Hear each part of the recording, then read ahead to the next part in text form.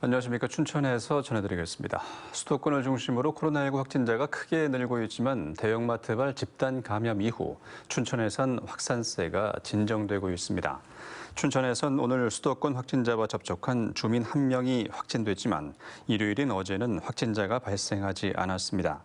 하지만 전국적으로는 수도권 젊은 층을 중심으로 전파력이 강한 델타형 변이 바이러스가 확산되면서 대유행 우려가 제기되고 있습니다.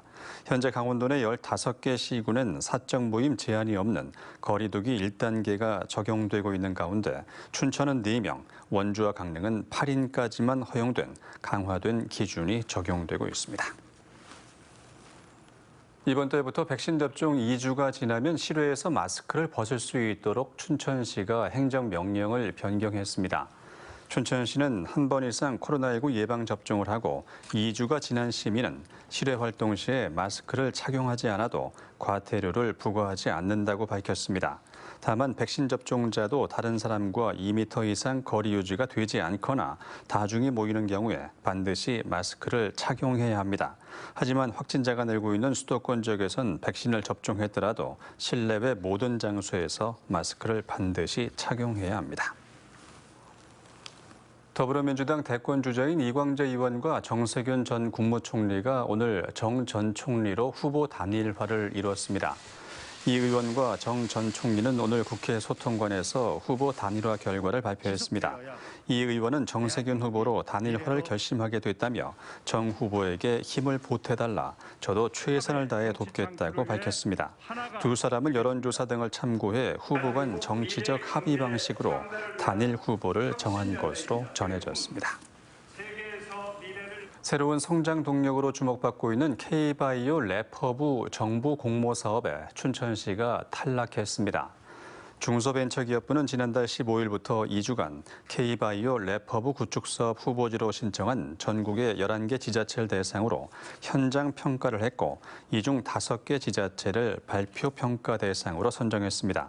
5개 지자체는 대전과 인천 송도, 충북 오송, 전남 화순과 경남 양산이며 K바이오 랩허브 사업 최종 후보지는 오는 9일 결정됩니다. 중기부는 춘천의 시설 부지 면적 수용성과 환경성에서 낮은 평가를 받았다고 밝힌 것으로 나타났습니다.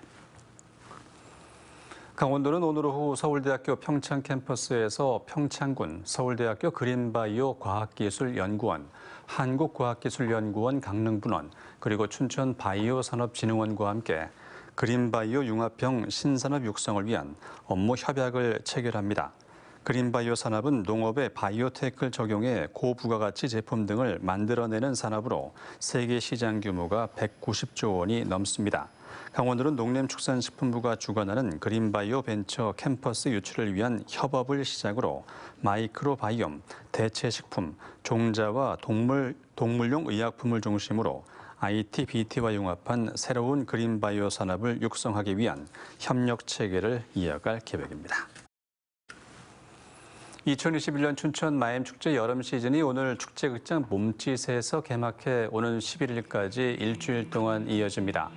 오늘부터 사흘 동안은 신진 예술가들의 창작 활동을 지원하기 위해서 기획된 마임 프린지가 진행되고 코로나19의 타격을 입은 예술가들의 참여 기회도 확대됩니다.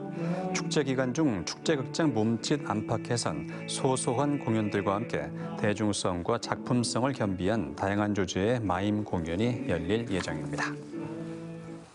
정부의 공공분야 직장 내 괴롭힘 근절 방침이 나온 지 3년이 됐지만 강원도를 비롯한 대부분 지자체가 사실상 손을 놓고 있는 것으로 파악됐습니다.